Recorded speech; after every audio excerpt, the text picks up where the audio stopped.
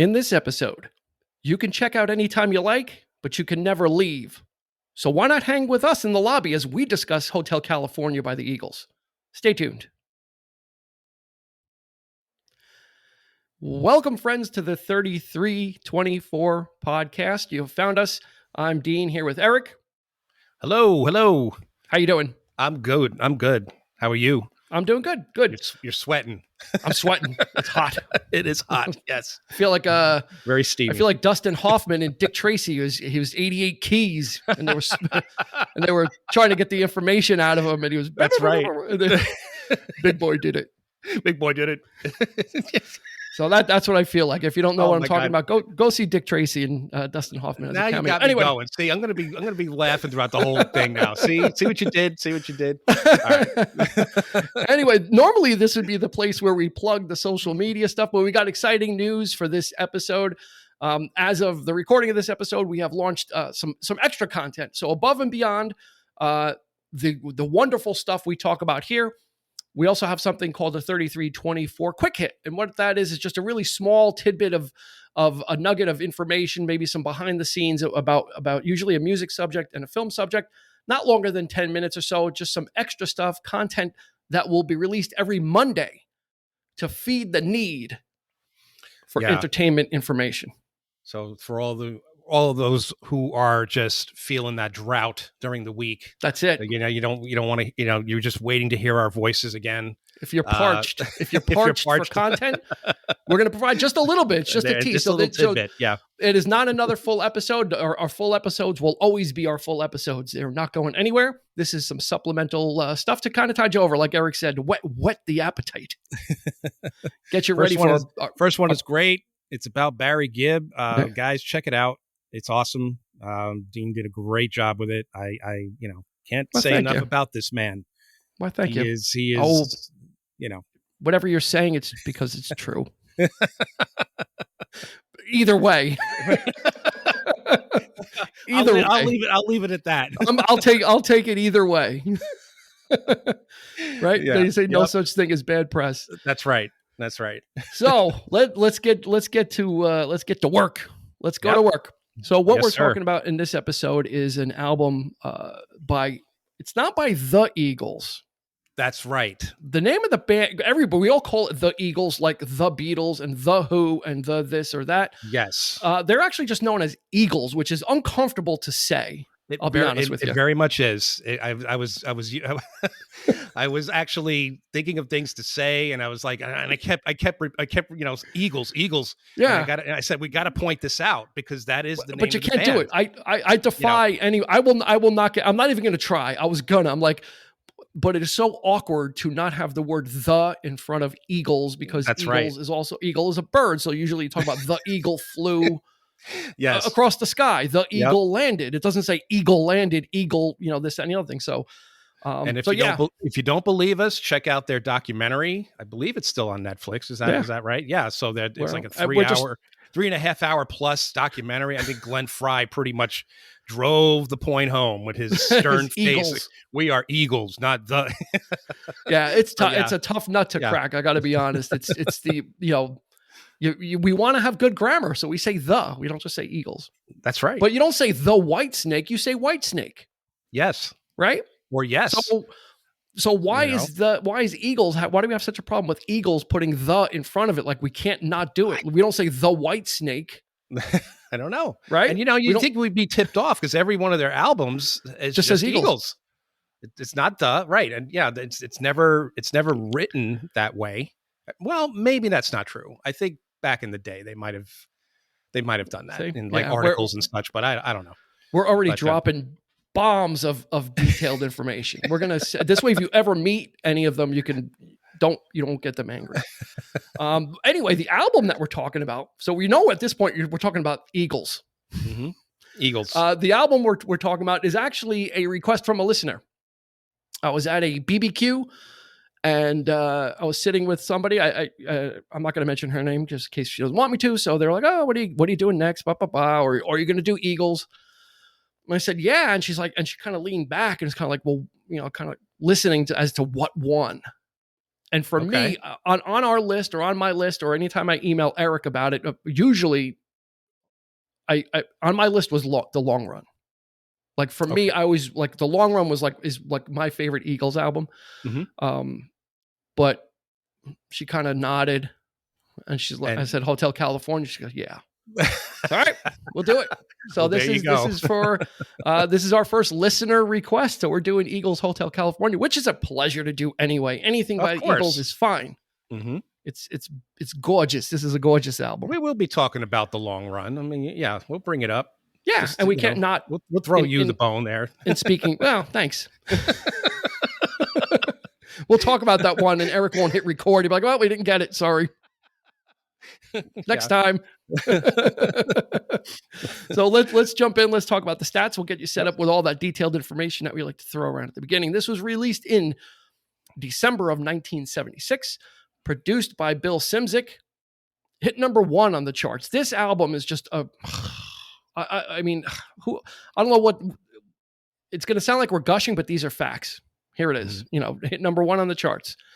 Won 2 Grammy Awards, Record of the Year, and then New Kid in Town won for vocal arrangement. There were 3 singles from this album released. Hotel California hit number 1. New Kid in Town hit number 1. Life in the Fast Lane hit double 1, hit number 11. So it hit 1 twice. It went 26 times platinum and sold 32. That's 26 million and then 32 million worldwide. So absolute beast. This is a beast of an album. Yep. The Eagles have a total combined record sales of 200 million copies because their volume 1 of their greatest hits was actually one of the biggest selling albums of all time. It eclipsed Michael Jackson. It actually eclipsed Thriller. And then when Michael Jackson passed away, that, Thriller saw a surge in sales and it passed it again. So this is really up there. 1998 Hall of Fame inductees. Yeah. Right? Made a big, strong, they were, well, I'm not going to go there yet, but we'll talk about it. What is it? Made a strong comeback in the 90s, but we'll get to that. They absolutely did. But formed in 1971. So this is their 50th anniversary, actually, of 50th anniversary. That's right. Of Eagles. They were originally, here's a little bit tidbit of trivia, really started out the genesis or the germ of Eagles started out as Linda Ronstadt's backing band. So we've talked in some other episodes about that California sound, and we talk about the Trinity, the California sound Trinity, which is Eagles, Linda Ronstadt, and Fleetwood Mac. And here you have it.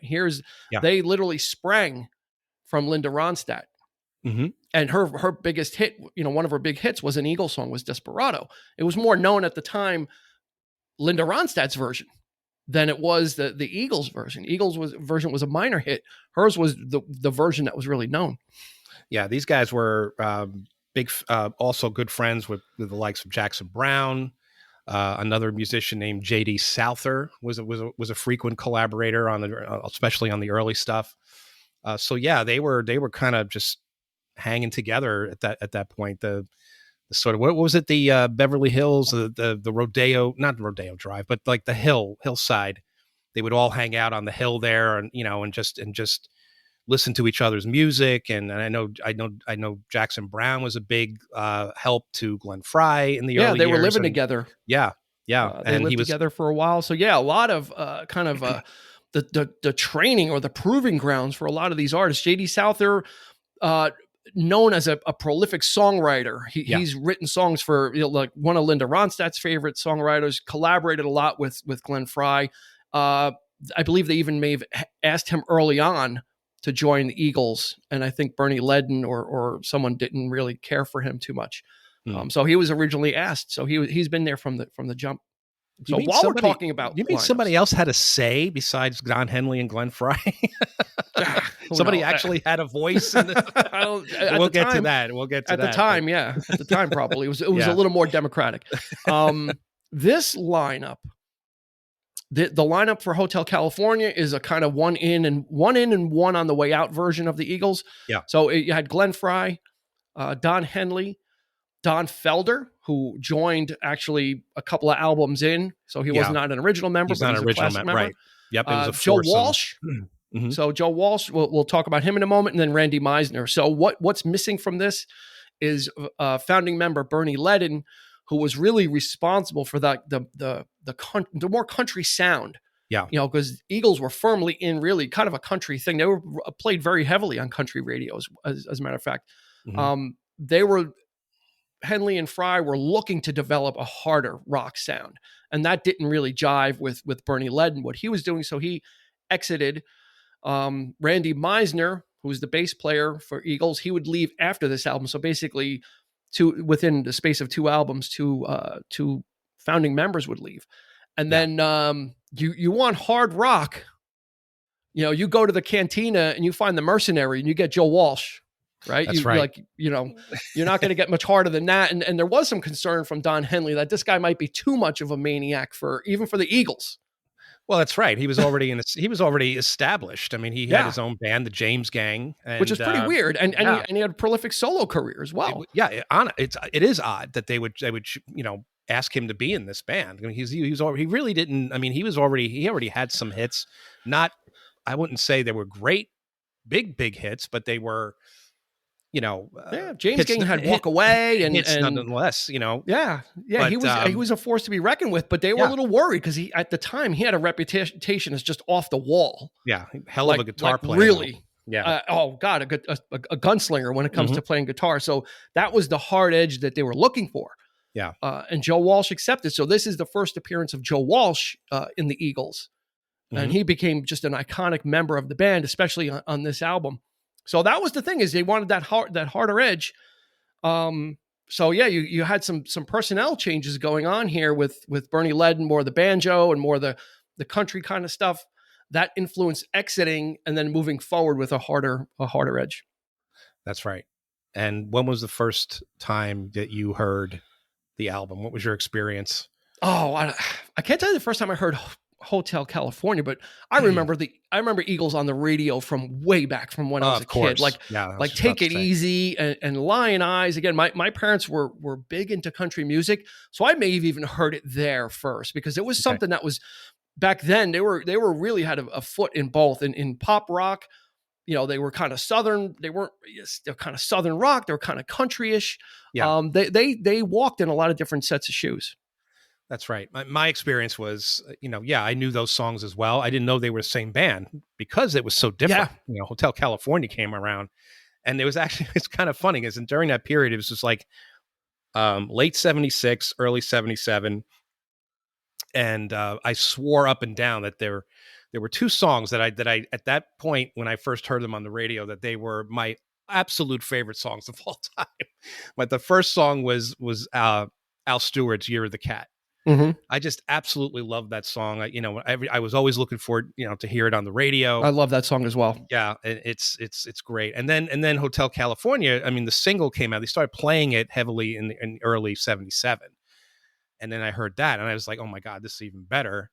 And I swore, again, it's epic. It is absolutely epic, and I just, to this day, it still works. I mean, it doesn't go away, but I mean, of course, it's not my favorite song of all time anymore, but it's up there. I mean, it's definitely, it's definitely still floating around. But yeah, that was such a great experience and then knowing that and realizing this was the same band. No way. How could they go from this to this? It was just, such a contrast, Yeah. And so, another one of those, what epitomizes the California sound is those harmonies, and the Eagles had it. Yeah. They had it with Glenn Fry and Don Henley, and then Randy Meisner, who kind of really had the high end of stuff, known for the song "Take It to the Limit." So that's pretty much his claim to fame. Good Lord, the voice on that song is just it gets you. But I remember, the story goes that Glyn Johns, a famous British producer, when he first started producing, he produced the first couple albums of theirs, and he wasn't really all that impressed with the band itself when they were just kind of tooling around and playing. But when he heard those harmonies, he goes, "That's the hook. that's it right there. This is what this band's about. Yeah, you know, that's the so sauce. yeah, exactly. So I would definitely put their harmonies up against the Beatles, the Beach Boys in any day. Oh yeah, and just put them in there. I mean, they're. I mean, come on. I mean, sometimes even I think I even like the Eagles better. Some of their stuff, because it's just you can just there's such a distinctive high end harmony, but you can pick out each voice. You know exactly who's singing what, and it's very, very well constructed. Yeah. Whereas it's certainly like the Beach Boys have that sort of rich harmony, and it's almost like one sound, one voice in a way.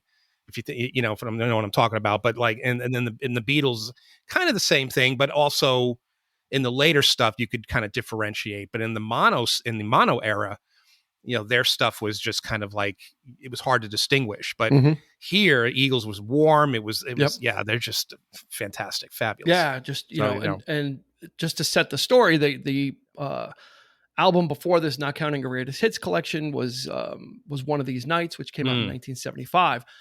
That had 3 hits as well. It had One of These Nights, Lion Eyes, and Take It to the Limit. So yeah, once they got going, they really didn't stop. Desperado might have been their lone clunker, which kind of didn't have much on it.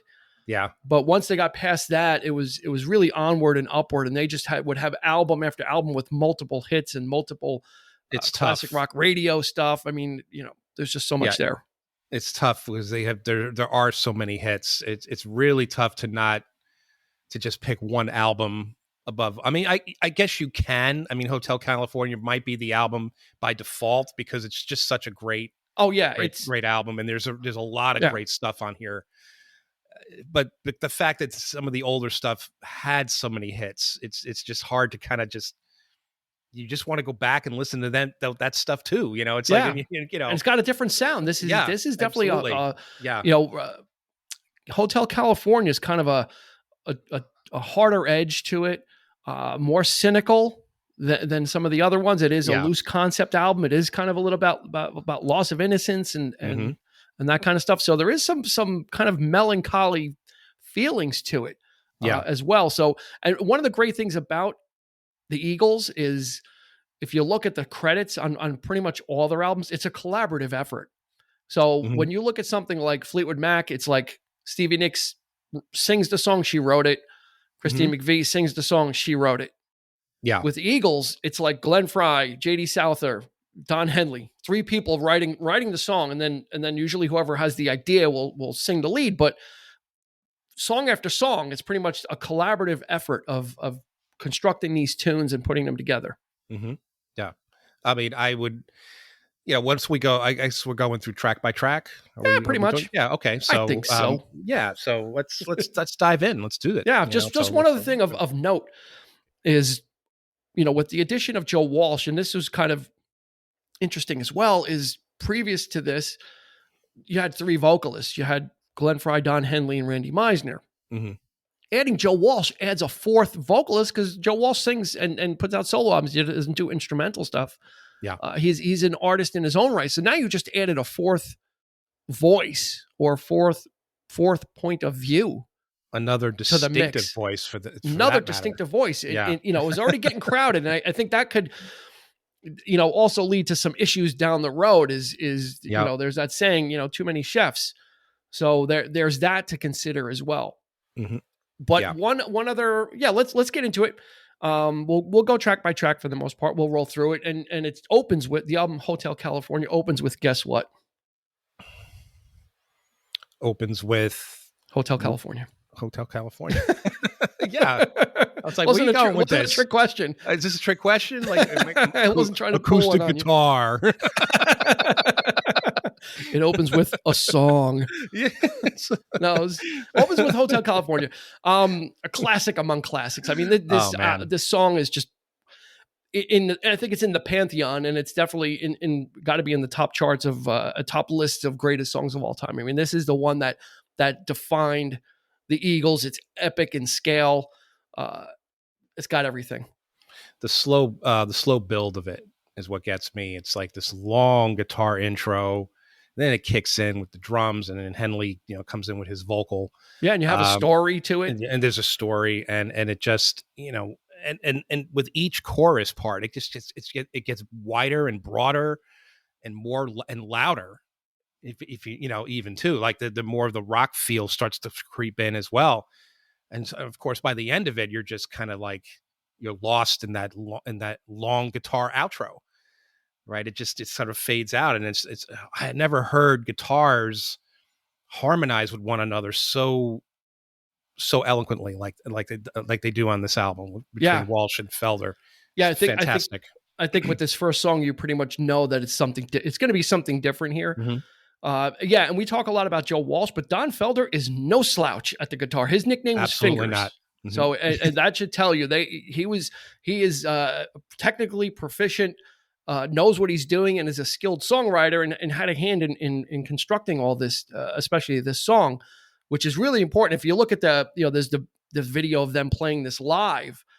And at the end, they're just Walsh and Felder are doubling each other with the solos at the end. Absolutely incredible. It's just like, it doesn't get better than that. They're not having a guitar duel. They're playing the same solo at the same time. They're harmonized. They're voices. The guitars are voices. And it's like, it's adding, 2 more voices to the vocals. If you want to say that, I mean, it just, and it cannot be easy to do, to play in a slightly different key when you're actually harmonizing with one another, playing this basically the same phrasing and the same notes, but in a different key. And it's just, to get it so perfect is absolutely amazing. It's amazing to listen to. It's even more amazing to watch it in that there's some concert footage from that era, from the tour, not recent stuff, but back then. And it's just absolutely amazing to watch these guys just go at it, collaborating, and they're giving each other looks, they're smiling, they're digging it, and it's just something amazing. This is like one of those epic songs that really defined the Eagles legend, and like I said, it went to number 1. So this really was a shot across the bow, which leads to the second song, which was another shot across the bow, which is New Kid in Town. Yeah, which is odd. It's light, it's breezy, it's not as hard. It's and this is something that I always found very odd about Glenn Frey and his, because I never realized that he was like the rock and roll guy. Like, he was always talking about, I'm into rock and roll and this and that.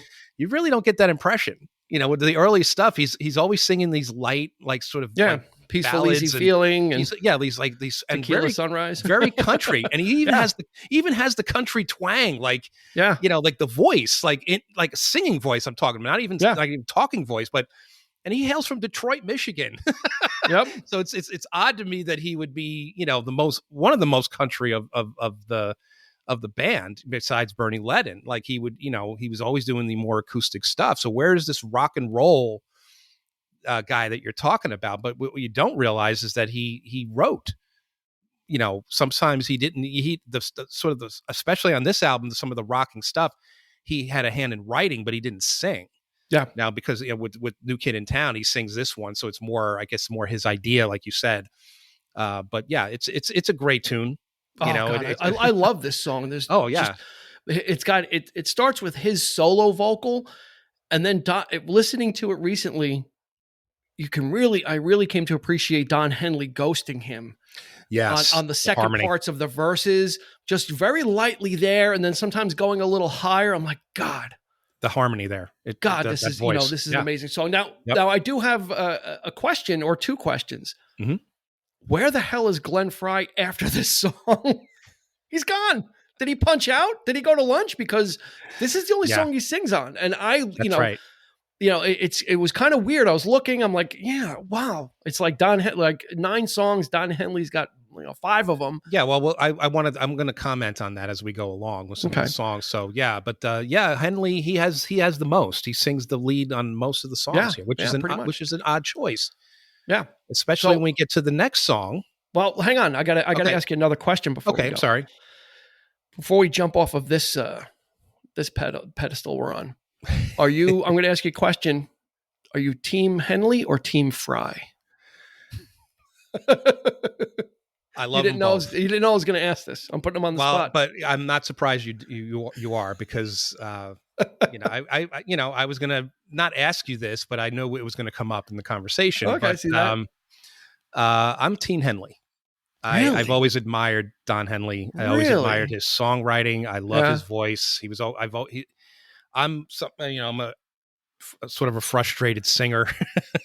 It's just like I'm a frustrated drummer. So yeah, I admired, he has a way of really writing gorgeous. He can write a really great love song or a love song about breaking up, like on this album. But he's also extremely, I wouldn't say cynical, but he knows. I would, but no, he has. I don't mean that in a bad way. No, to me, it's more. He writes songs that are cautionary tales. Yeah. Right. He's sort of like America, like, watch out. There's the downfall of this, the downfall of that, the troubles, the pitfalls, all that kind of stuff. He's very, very cautious. Cautiously optimistic may not be the best, but I think more just cautious. Yeah, he just knows how to write those kinds of songs about loss and about the struggles, and I've always admired, even in his solo work, but in Glenn Frey's is sort of like he goes, he's very more straightforward in his songs, like love songs and that kind of thing. But I'm Team Frey. I'm Team Frey. I'm not surprised. It's no surprise that we picked, because I thought for sure you were going to say Glenn Frey. If you had asked me to write it down, I would have wrote Glenn Frey. Yeah, well, I for some reason, but no, Henley always. Not to diminish Henley. I'm not. It's not like I'm anti-Henley. It's just, and I'm not diminishing Frey. I just love Glenn Frey's voice. Both fantastic, and the fact that they work together, yes, and that they are the certified at this point. No disputing that they pretty much are the certified leaders of this band. Yep, it's becoming less and less of a democratic thing. Yes, as we get closer to the that's end. Right. That's so right. Yeah. So let's move. Okay. So now let's move to Life in the Fast Lane. Yeah. The title was inspired by a conversation that Glenn Frey had with his drug dealer at the time. Yeah. Driving in a Corvette. Put it right out there. I mean, this is what was going on back then. Now the question is was he going to a drug deal? Oh, I don't know. Glenn Frey was driving around with him. Okay. I was like, why is he in a car with a drug dealer?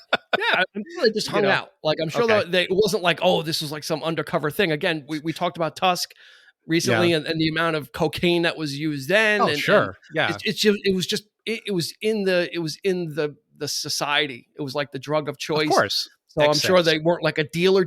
They were more like a guy that gets things. So Life in the Fast Lane, you really get a nice riff in there by Joe Walsh. He came up with that. He came out with the riff. Yes. Yeah. And I will add that this is Joe Walsh. For me, they should have let him sing this song. Think so? I think Henley should have stepped aside. This screams Joe Walsh. This entire song feels like a Joe Walsh, something he had done before with James Gang. It has that sound. And because of that strong riff, Yeah. And I really feel like I've heard him do it. I've seen him live. He opened for Stevie Nicks at Radio City at the Wild Heart Tour in '83. He did the song. So he could sing it. There's no problem there. He has the voice for it. So why, I feel like almost this like is more in his wheelhouse. Why wouldn't they let him sing the lead? It's almost like a companion. It's almost like a companion song to Life's Been Good. Yeah. kind of like in that's that kind of yeah. That's what I'm talking about. It has that classic Joe Walsh, that because of that heavy riff, it has that classic sound that this is perfect for him. Why wouldn't they let him sing it? I don't know. So it's kind of odd to me, but you can't give him the keys to the kingdom. I mean, you got to bring him in, bring him in slowly. Yeah. But I mean, the fact that, true, but I mean, it's just, maybe it's because he was already an established artist. So whatever, but I just feel like this is so much in his wheelhouse. This is it's like him all over, Yeah. Yeah. And I mean, so far what we've got on the first side, there's only 4 songs on the first side, and the first 3 were the singles, and 2 of them went to number 1. Yeah. So you're already in like can't miss territory with this album. It's just absolutely, and then you get the beautiful and melancholy Wasted Time. Oh, it's my favorite. It is. It's so evocative. It just really just evokes some emotions and some feelings. His vocal he really nails it. This is like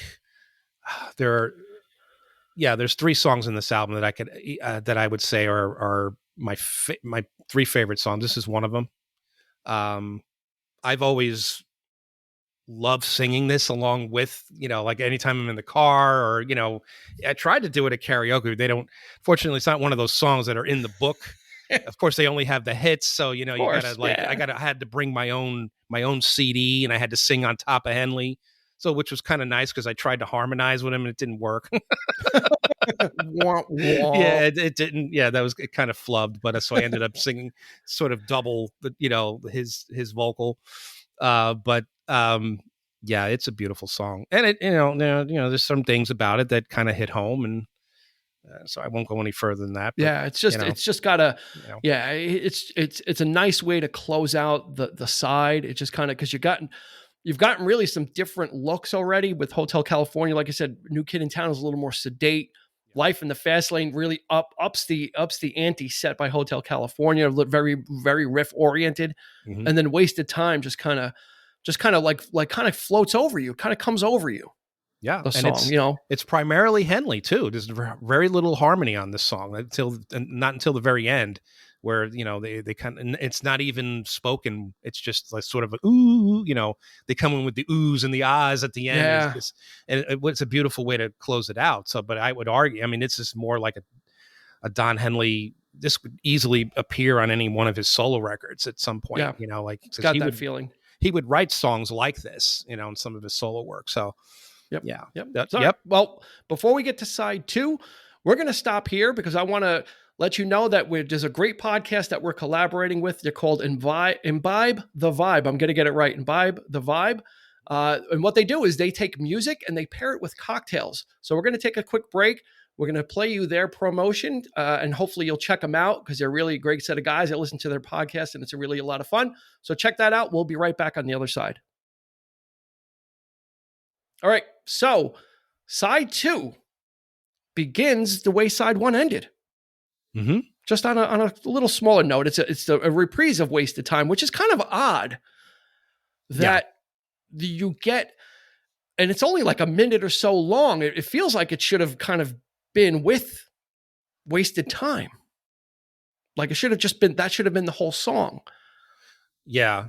I mean, if you listen to it on vinyl, it appears that way. But unlike I had the cassette, and I think the cassette, it appears after the song, if I'm not mistaken. Yeah, because on the album, it's side 2. It opens side 2. It opens side 2, right? Yeah, which is kind of strange because it's only like a minute, like less than a minute and a half. Mm-hmm. So yeah, and it doesn't lead, and the strange thing about it is the song that it leads into doesn't really kind of correlate or correspond with the feeling of Wasted Time. It's Victim of Love, mm-hmm. which is just a straight up dirty rocker. That's all I can think about. It is. It's just really just, you know what it reminds me of? It reminds me of the song Those Shoes on Long Run. Yes. So I guess I guess what I should say is Those Shoes really kind of bit off this song because it really sounds a lot like it. Yeah. It has that kind of chunky guitar, and it's not a straightforward riff. It just kind of like, and it leaves you wanting more. Like it'll stop and start and stop, and that kind of feel like, and it just the split second little timing there is great. And I think this was Felder's, right? He came up with that. Well, yeah. There's a little bit of a story. Funny you should ask. Yes, Don. This was Don Felder kind of really presented this song. He was supposed to do the vocal. He wasn't getting the vocal right. So and this is where the bad stuff starts. Is that they kind of had to figure out a way to tell him. So they had the manager take Don Felder like out to lunch or do whatever, and while he was gone, Don Henley re-recorded the vocal. Oh, good. Yeah, God, come on. Like he wasn't going to know. He wasn't going to come back and hear that it wasn't his voice. Oh my God. Yeah, it just wasn't. He gave it multiple cracks at it, and it just wasn't working, which happens sometimes. Sometimes you're just not getting the right feel, and maybe Don Henley's hearing it differently. So yeah, we got it. They just didn't really have the heart, I guess. Okay, well, let me ask you this then. I mean, let's go back to Life in the Fast Lane with Joe Walsh. Now, do you think Joe Walsh's voice is on par with Henley and Fry? No, I don't either. I don't think it's as strong. that's the thing. It's like, but Joe Walsh, it's a different kind of voice. It's a different kind of vocal. He gets to sing, but he's, but Don Felder, I've heard him sing, and he's not that bad. I mean, he had that song Heavy Metal from the Heavy Metal soundtrack. That's right. There was two songs called Heavy Metal on the Heavy Metal soundtrack, one by Sammy Hagar and one by Don Felder. Yes. Which he kind of sounds like Don Henley a little bit. Yeah. He kind of has a Henley vibe in his vocals. That song Heavy Metal from the Heavy Metal soundtrack sounds like Don Henley. Perhaps that's why, I don't know, but it's so maybe he's like, I can do Don Henley was like, well, if you're going to sound like me, I'll just do it because I know what it should be. Cause he's got that very much a Henley sound. Who knows? But wasn't there some animosity at this point between Felder and Fry? I mean, I think that was a little bit later on. I was going to get to that story. Yeah. About them on stage. But another thing about this song is the Eagles were notoriously famous for editing, overdubbing, and kind of cutting in, not completing, not being able to kind of complete a song without a lot of edits and piecing in and all that kind of stuff and overdubs.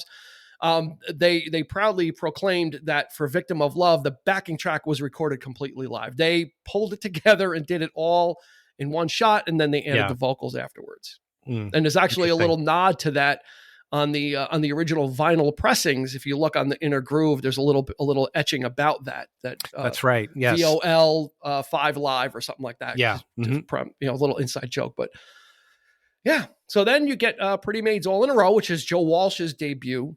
This is my second favorite.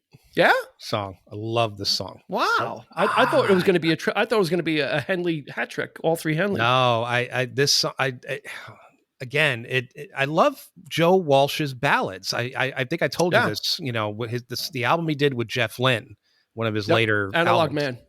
There's a song on there that I absolutely love. I think it's something to do with family. I forget the name of it. But it has that. I love his ballads. But he's got the voice. His voice is not. He doesn't belt. He's not a belter. It works though, because he's got that sort of nasally kind of but it works for his songwriting and his sort of like. Yeah, he doesn't try and go outside of it. Yeah, feel good, fancy free kind of lifestyle, like just whatever. This song, it has that kind of feel, has that kind of. Just I'm not a great singer vibe. I'm letting you know how I feel. Like it's like, and it just he's perfectly he's a perfectly serviceable vocalist. He's not an expert vocalist, and he's not the worst vocalist in the world. He's right. For Joe Walsh, it supports what he does with his guitar, and it's fine. It's fine. He's got like I said, Life's Been Good and Life of Illusion. He's got a lot of great songs. So he's But again, that slow build, that slow burn, and it just gradually gets louder and louder. And then the only thing I will say that I don't like in this song is the drums. I think it could have. It's got that thudding drum sound, like the boom. It kind of takes you out of it a little bit because it's just there's nothing else there. Yeah. At that split second, so it's kind of a lot of empty space. Right? And it just because the song is so slow, I feel like it could have worked without any kind of real percussion per se. You really couldn't do a rim shot or anything else, but I guess. But Henley's snare there, it just doesn't work for me. It's just kind of it's almost like he's hitting a box, like Lindsay would do on Tusk. There you go. Get that Kleenex box out. Kleenex box, yeah. Call Lindsey Buckingham. But again, but by the time the slide guitar in the middle when he plays that little riff there. He's a virtuoso on it. That gets you. That gets you. And it's very atmospheric too. They recorded a lot of echo on that guitar right there. And as the song fades out again, those harmonies come in, and especially I don't know. I'm pretty sure it's Henley. It could be Randy Meisner though, with that really high pitched ooh at the very top there. I don't know which is which, for certain. But man, that gives me chills, and it's a gorgeous little tune. I always loved it. Yeah, it's like a sleeper hit. Yeah, and it proved that it was a smart decision to bring Joe Walsh in, because he's bringing his guitar prowess, and if that's all he brought, that would have been good, because he would have just been a 1-for-1 replacement of Bernie Ledden. But he's a songwriter, he's a singer, so he can provide some extra stuff too. Again, it got a little crowded by this album with all those people, but if he's going to bring quality stuff, then it wasn't filler. what you do get, which if there is one filler, it's going to be "Try and Love Again," which is Randy Meisner's kind of his swan song, because he would leave after this album. But no slouch of a song, though. No slouch of a song, though. Absolutely very, not. Very well produced. Again, the harmonies are strong. To me, it sounds like it sounds less like Eagles, but more like something that he would go on to do with Poco. Or with one of those groups at the time, like those one like Firefall. It has that kind of like one hit. Yeah, I think it has more of the classic Eagles influence to it. So I think it was still kind of grounded in an album or two before. Yeah. Which is there's nothing wrong with, but he was still kind of in there. I don't think he was kind of embracing the rock aesthetic that Henley and Fry were doing, which again, there's room enough for everybody. So and it makes it diverse. Mm-hmm. And he would leave after this album just because he was not doing well physically, and then wasn't getting along. Also, he hated singing "Take It to the Limit." He really got tired of singing that song, and it was his only one, really. I mean, it's a fantastic song. I mean, it really is. But he was having trouble hitting those high notes. Yeah, he was getting ulcers. It just wasn't doing well. So he would exit. But "Try and Love Again" is basically his swan song with the Eagles. He would not return. I think he did return maybe once in one of their reunions, but after that, he really did not return to the Eagles. Mm-hmm.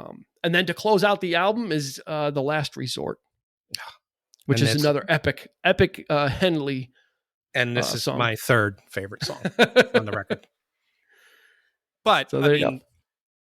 A beautiful way to end out the album. It's long and epic. It's not as fast as Hotel California, but you got those perfect bookends right there that, that really, this song is real about that Americana feel. It's I guess it's talking about Native Americans, I'm sure. But it's paradise and how, I think it actually kind of parallels Wasted Time.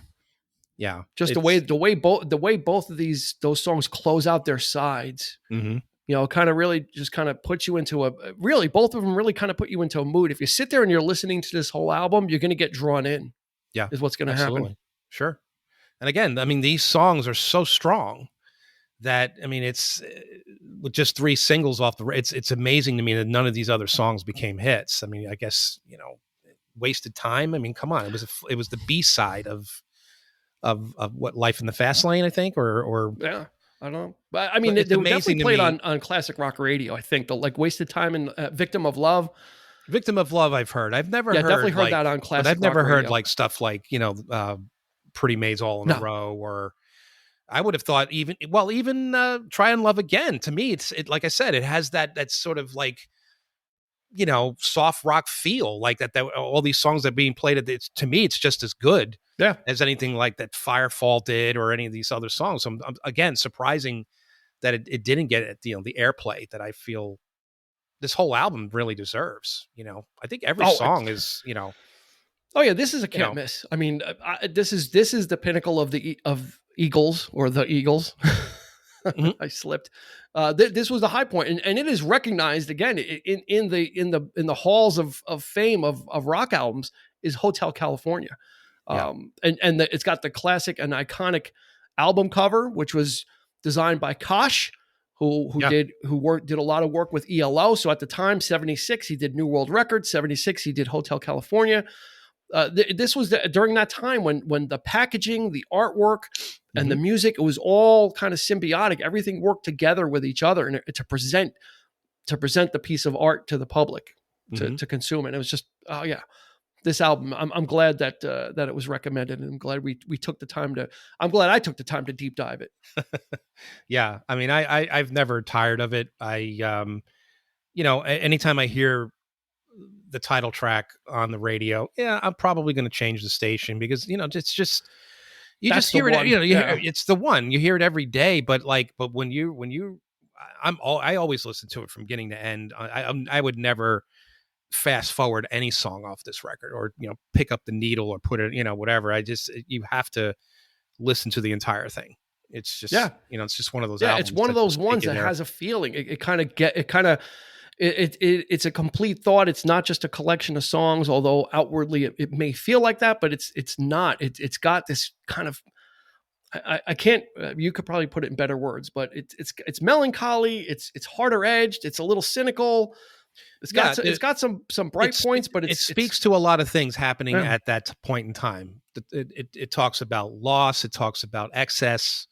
It talks about, the state of America at the time, goes back a little ways, like Last Resort goes back, and, we're talking about the decline of something that Henley would go on to do. But yeah, it's, Fry, coming in with, what is New Kid in Town about? I mean, I that's the one song that kind of leaves me scratching my head. I don't really know what that song's about, but it fits in there. I mean, it definitely, it's thematically dense. It has a lot of stuff. It's saying a lot. Yeah. And just the arrangement and the production of it too, just adds to it. It's no throwaway. It fits, and it brings something different to what Henley was doing, which you need that counterpunch, and you need that contrast too, because then it can kind of drag you. So if you don't have some of these songs vacillating in between and giving you different things, you don't want an album full of wasted time and Last Resort. That's right. Those songs are much more impactful when they have other things contrasted near it. Absolutely. And then you can really kind of absorb it and get taken in, as opposed to like one thing after another like that. So there's room, in the Eagles, there was room for everybody. That's right.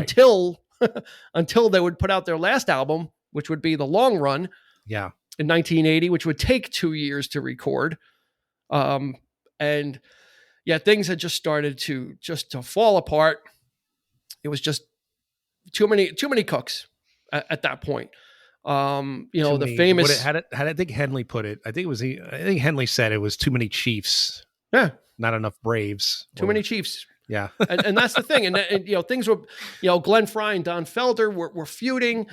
The famous story is like one show in 1980. Literally, Glenn Frey saying on stage to Don Felder, like, 3 more songs until I kick your ass. Like, once we get off the sage. And really, and you could see him like, I'm gonna kick your ass when we get off the stage. I mean, this is like on stage. He's like getting himself wound up to beat the crap out of Don Felder as soon as that's how bad it got. And then Glenn Frey would end up leaving the Eagles. He would be like, I'm done. That's it. They still owed an album, a live album, which they were able to put out, and they did that not near each other. Tapes were being sent cross country at the time. It wasn't digital, so I think Glenn Frey was in Miami at the time, so that stuff was kind of going back and forth. And then that toxicity that kind of festered just exploded at the end, and they just could not be around each other. They finished out their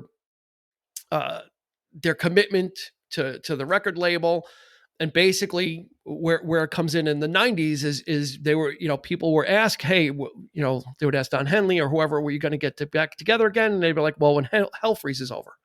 Yeah. Which would be the name of their reunion. That's Hell right. freezes over, because it did. They came back quite successfully. Yeah, that was a hell of a show. I mean, I remember that album. Yeah. I remember that MTV special. It was fantastic. I mean, and they were in such fine form. And it was everybody. It was the last lineup. I'm sorry, we didn't mention Timothy B. Schmidt. So after Randy Meisner left, after he was Hotel replaced California, by who hailed from Poco. Yeah, he actually replaced Randy Meisner in Poco, so now he's replacing him in Eagles. Mm-hmm. He would come in. He would be on The Long Run. He would have that song, I Can't Tell You Why. So he even slid in for one album and got a chart hit as well. Yeah, that's right. Yeah, one album, one hit. That one hit. Yeah, so they reformed the last version of Eagles for Hell Freezes Over. So no Bernie Led, no Randy Meisner. Yeah, and it was quite successful. It was. I remember when it opened with the acoustic version of Hotel, which not many people favor. Of course, I mean, you can't really compare the two, but I love it. I thought it was fantastic the way they did it. Because to me, like, just having them sit at the edge of the stage and those voices just carrying the song. It's not the guitars at this point. It's the voices, it's the harmonies that really drove it, and that's who they are. That's what That's they really kind of did it unplugged. Exactly, was how they did it, and really kind of showed that they had the chops, and they came, they weren't a geriatric tour. They came ready to deliver. Really, Yeah. And they debuted a couple of new songs. Love Will Keep Us Alive. Yeah. So they had new material and were able to celebrate the old stuff. And then in between, Don Henley had a massive solo career. Glenn Frey had a good career too, but he was known more for his soundtrack work. Were always the hit singles, like Part of Me, Part of You from Thelma and Louise, The Heat Is On from Beverly Hills Cop. I mean, he did like a lot of soundtrack songs that got really big and became hits. And then You Belong to the City, Miami Vice, which he also appeared in an episode. Smuggler's Blues. That's our favorite. which they ended up making an episode of Miami Vice that was based on that, right? That's where that came from. Based on the song, right? Yeah, exactly. Yeah, he did some acting too. Glenn Frey went on. He was in Jerry Maguire. He was in Let's Get Harry. Yeah, he played. That's right. Gary Busey and oh my God, I forgot about that one. Oh my God, I love that movie. Man, I forgot all about that one. How could you forget about that? Mark Harmon. Holy shit. Tom Wilson, he played Biff in Back to the Future. That's right. You can't find this, people. You cannot find this film anywhere, but if you ever do see a movie called Let's Get Harry. That's right. Yeah, it's a really good film. And Don Henley was like the coke sniffing buddy, and they, Glenn Frey. I mean, Glenn Frey. Yeah. Was the coke sniffing buddy, and they go out. Someone gets kidnapped like in Costa Rica or wherever, and they have to get his friend, and they put together like a ragtag rescue team of Gary Busey. He's like a car dealer. And then they hire a mercenary. It's Robert Duvall. It was just a really good movie. It was typical 80s fodder. Action fodder. Exactly. I mean, it's a really bad movie, but really good in art. Like Glenn Frey was in Wise Guy. Movie. He was in that. He was in that TV show Wise Guy too. That's right. Yep. So he did. Yeah, he did rounds. Yeah, and I might add, he was looking pretty damn good at that point. Like, when you see him in the 70s, he's got the long hair. He looks like pretty much high off his ass the whole movie, most of the time, But he really kind of cleaned himself up. He was like with the short hair. He's like he got buff and he was tan and taking care of himself. But it's really a shame how that he unfortunately he's no longer with us. Yeah, so it was terrible.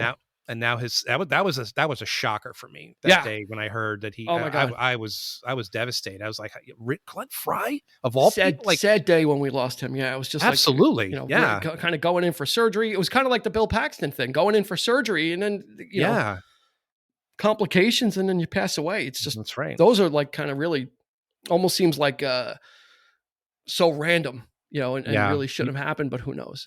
Did I ever tell you I met Don Henley?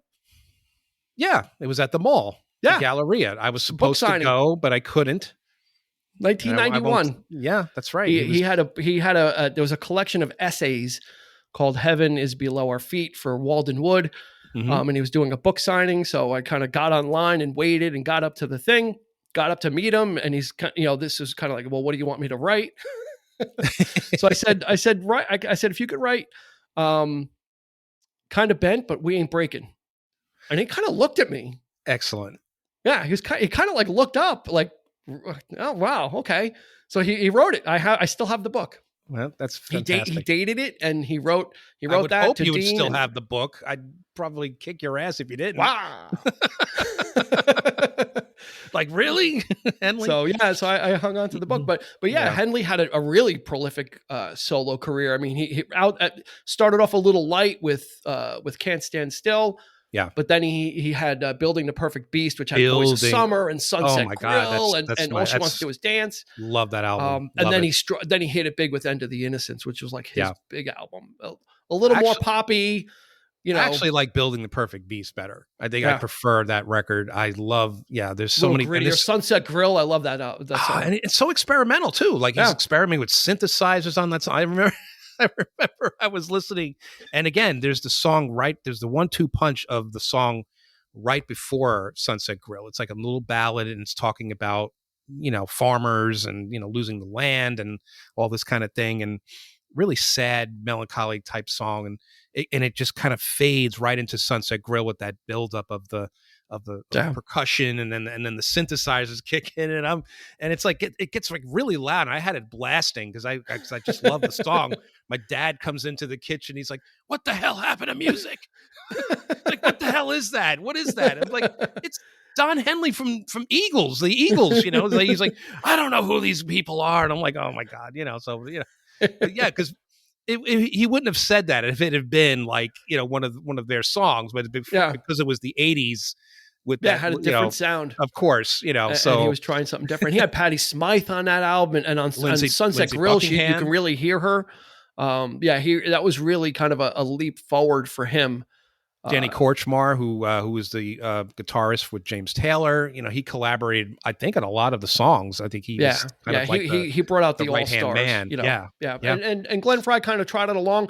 One of my favorite albums, though, is the All Nighter from Glenn Frey. I love that album. That's right. Oh my god, such a great album. Yep. Because you get Glenn Frey. He gets to get caught up, from having 1 or 2 songs per album. He gets to get caught up, and that was his second solo album. So if you check out the All Nighter, that's a really good one. It's got Smuggler's Blues on it, and but it's got a lot of Sexy Girl, a lot of other stuff. Let's Go Home. There's just so many. Was it I Got Love? Yeah. So a lot of great stuff. Yeah. So that's good. They were kind of both being prolific, and going out there. And then Joe Walsh was doing his thing. Yeah. One of my favorite, The Confessor. He never stopped. I mean, he was out there too, right back into his thing, his solo. Yeah, he had a solo. He had a solo career during this. I mean, he put out a solo album after Hotel California, so he was still kind of going on doing his own thing, and then doing Eagles as well. Like, he didn't really miss a step. Actually, he kind of just you almost could say that he was a glorified special guest in the band. Maybe, I don't know if he was truly at that point treated like an equal. I think they used him to the best, they kind of just, we'll take it, whatever. But I don't think that he got really any kind of real say until nowadays. I think he has a really kind of more of an equal partnership when they reconvened in the 90s, but even more so now that Frey is gone. But, when they're still, because they're still touring, or at least trying to, because of the pandemic, they guess they can't really do much. So they were gonna, I guess after Don Henley passed away, that would have spelled the end. It's kind of like, okay, what do you do? What do you do? I mean, that's like Lennon and McCartney. Like, it's that's right. It's kind of hard. And they came up, their idea, I think Jackson Browne sat in for a little bit, which is a fine replacement, because he was pretty much an honorary Eagle as well. If there's anybody who deserves to be there, it's him, or it should be Jackson Browne. So that, but then what they came up with is Glenn Frey's son, Deacon Frey, and they also added Vince Gill. Yeah. So they actually they pulled a Fleetwood Mac. They had to add 2 members to replace Glenn Frey. So Deacon Frey came in. And Vince Gill, who's got a fantastic voice. Yeah, Vince Gill is no slouch. I mean, that's a great choice, but I mean, again, it's one of those things where he doesn't need to be in Eagles. He's got his own thing, his own career, which he's extremely popular. I mean, he's not, he didn't kind of fade away. I think he's pretty much still going, but and he's done some incredible work. I mean, that one, what was that one box set that he put out? Like, it was like, I think it had like 70 songs on it or something. Oh, really? Like that. Of who? Vince Gill? Vince Gill, like this massive work that he did. Like, it was like not too long ago. It's like, it wasn't a compilation, if I recall. I think it was like all original material, but it was like, I guess he had all these songs like over the years, and he just released this massive thing. Yeah, and, not to get too far off with Vince Gill. What I didn't know about Vince Gill is he was in Pure Prairie League. Oh, really? That song, "Let Me Love You Tonight," that's Vince Gill. Oh my God, I didn't know that. I didn't know that either until relatively recently. I'm like, why? You go down the YouTube rabbit hole, and this is where you end up. You end up finding out that Vince Gill was in Pure Prairie League and saying, "Let me love you tonight." That's right. That's how you learn, folks. If you want to be a geek like us, sit in front of the computer, watch YouTube. That's right. Yep. Oh boy. So the Eagles they're still an active business concern now. Don Felder's no longer with them. There was a lot of lawsuits and animosity, so you can't have reunions without acrimony in this day and age, and having a dissatisfied party, unfortunately. Yeah. But you got Joe Walsh, you got Don Henley, you got Timothy B. Schmidt, so you have a decent amount of Eagles there, and then supplemented by Deacon Frey and Vince Gill. So wrapping this up, I don't know what we can say about this album. This should be in everybody's collection. If you're a casual rock listener, this is one that should be there. Then you should absolutely have this. Yeah, I agree. I mean, I'm sure it is. I mean, I can't imagine anybody not have, or at least have heard it at some point in their lives. I mean, it's just, I mean, a lot of young folks out there, I highly recommend it. It definitely holds up. It's, again, I mean, it speaks to a certain period of time. So perhaps maybe that might make it a little dated in certain circles. But I think overall, it's just a wonderful stuff. And the band itself, I mean, just the whole legacy of that band is just fantastic. So many great songs. It's not like this was the standout in like a crowd of nobodies. Their other albums are just as strong. So if you go to One of These Nights or On the Border, Long Run. So this was not like, oh, this was their one. This was their biggest one, but they had plenty of big ones before and after too. Yeah, I would say they're no slouch, but this is good. This is the pinnacle. Yeah, this album, I would say probably the best, only because it's every song, maybe not quite the same on a few of their others, but so many hits though. I mean, like those hits really carry those albums, and with this one though, it's really it's the first album where it just every song feels could have been a hit, and it just these songs have weight to them. They've got something there. That's what it is. Because like I said, like we said before, it's so thematically strong. But it's great stuff. So cool. Yep.